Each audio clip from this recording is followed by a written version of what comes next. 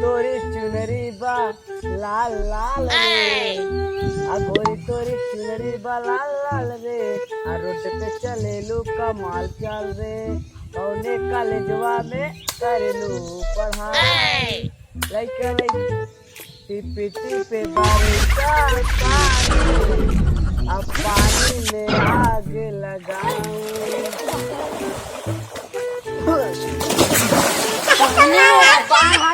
पानी में आग कैसे लग गया?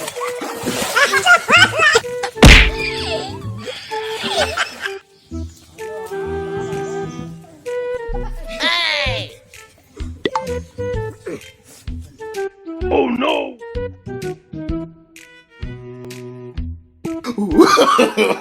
No, no, no, no.